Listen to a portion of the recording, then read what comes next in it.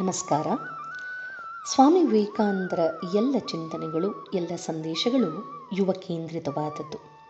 ಸ್ವಾಮಿ ವಿವೇಕಾನಂದರು ಭಾರತೀಯ ಯುವಕರ ಮೇಲಿಟ್ಟಿದ್ದಂತಹ ಭರವಸೆಯನ್ನು ಹೀಗೆ ಹೇಳ್ತಾರೆ: give me 100 young men who are honest to their backbone, who are strong enough, whose intellectual is strong enough, I will revolutionize the world and show you.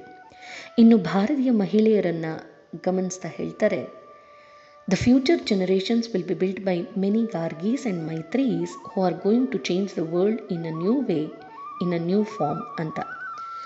ಮತ್ತೊಬ್ಬ ಪಾಶ್ಚಾತ್ಯ ಚಿಂತಕ ರೋಮಾ ರೋಲಾ, ನೋಬೆಲ್ ಪ್ರಶಸ್ತಿ ವಿಜೇತ, ಮತ್ತೊಬ್ಬ ನೋಬೆಲ್ ಪ್ರಶಸ್ತಿ ವಿಜೇತ ರವೀಂದ್ರನಾಥ್ ಟ್ಯಾಗೋರ್ ಅವ್ರನ್ನ ನಾನು ಭಾರತದ ಬಗ್ಗೆ ತಿಳ್ಕೊಳ್ಬೇಕಂತ ಇದ್ದೇನೆ, ದಯವಿಟ್ಟು ನನಗೆ ಮಾರ್ಗದರ್ಶನ ಮಾಡಿ ಎಂದಾಗ ನೋಬೆಲ್ ಪ್ರಶಸ್ತಿ ವಿಜೇತ ರವೀಂದ್ರನಾಥ್ ಟ್ಯಾಗೋರ್ ಹೇಳ್ತಾರೆ: If you want to know something about India, study Swami Vivekananda.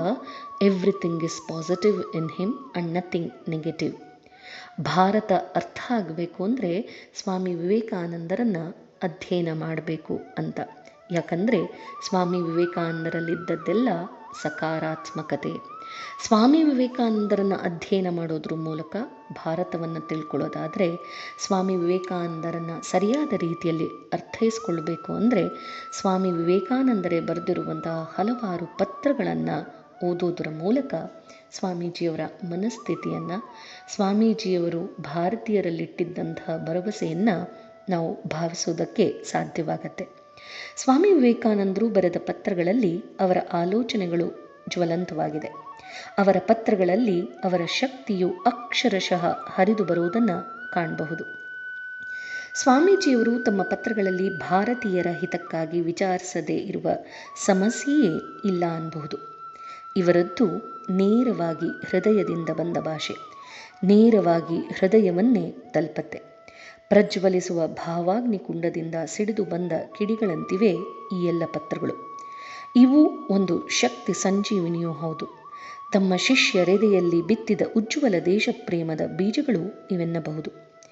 ಬೆಂಕಿಯಂತಹ ಭಾಷೆಯಲ್ಲಿ ಬರೆದ ಪತ್ರಗಳ ಮೂಲಕ ಜನರನ್ನು ಎಚ್ಚರಗೊಳಿಸಿ ತಮ್ಮ ಸ್ವಂತ ಸುಖಕ್ಕೆ ತಿಲಾರ್ಪಣ ಕೊಟ್ಟು ಅವರನ್ನು ದೀನರ ಸೇವೆಗಾಗಿ ಟೊಂಕ ಕಟ್ಟಿ ನಿಲ್ಲುವಂತೆ ಪ್ರೇರೇಪಿಸಿದ ಮಹಾವಾಕ್ಯಗಳು ಇವು. ಇಂದಿಗೂ ಅವರ ಪತ್ರಗಳಲ್ಲಿ ಆ ಕಿಚ್ಚು, ಕಾವು, ಕಾಂತಿ ಮ್ಲಾನವಾಗದೆ ಧಗಧಗಿಸುತ್ತಿದೆ. ಒಮ್ಮೆ ಅತ್ಯಂತ ಭಾವಭರಿತರಾಗಿ, ಇನ್ನೊಮ್ಮೆ ಪ್ರವಾದಿಯ ಧಾಟಿಯಲ್ಲಿ, ಮತ್ತೊಮ್ಮೆ ಪ್ರಬಲ ಪ್ರೋತ್ಸಾಹಕ ಶಕ್ತಿಯಾಗಿ, ಮಗದೊಮ್ಮೆ ಹಾಸ್ಯಭರಿತರಾಗಿ, ಹೀಗೆ ಅವರ ವ್ಯಕ್ತಿತ್ವದ ವಿರಾಟತೆಯನ್ನು ಅವರ ಪತ್ರಗಳು ಅಭಿವ್ಯಕ್ತಗೊಳಿಸುತ್ತವೆ. ಈಗಲೂ ಅವುಗಳನ್ನು ಓದಿದ ಯಾರಿಗೇ ಆಗಲಿ ಸ್ವಾಮೀಜಿಯವರ ಸಾನ್ನಿಧ್ಯ ಅನುಭವ ವೇದ್ಯವಾಗತ್ತೆ. ಈ ನಿಟ್ಟಿನಲ್ಲಿ ಸ್ವಾಮಿ ವಿವೇಕಾನಂದರ ಪತ್ರಮಾಲೆಯಿಂದ ಆಯ್ದ ಪತ್ರಗಳನ್ನು, ದಿನಕ್ಕೊಂದು ಪತ್ರ ಪುಷ್ಪವನ್ನು ತಮ್ಮೆಲ್ಲರಿಗೂ ತಲುಪಿಸುವಂತಹ ಸಣ್ಣ ಪ್ರಯತ್ನ ಇದಾಗಿದೆ. ನಾಳೆಯಿಂದ ಪ್ರತಿದಿನ ಬೆಳಗ್ಗೆ ಸ್ವಾಮಿ ವಿವೇಕಾನಂದರ ಒಂದೊಂದು ಪತ್ರ ಪುಷ್ಪವನ್ನು ನಿಮ್ಮೆಲ್ಲರಿಗೂ ತಲುಪಿಸುವಂತಹ ಪ್ರಯತ್ನವನ್ನು ಮಾಡ್ತೇನೆ. ಜಯ ರಾಮಕೃಷ್ಣ.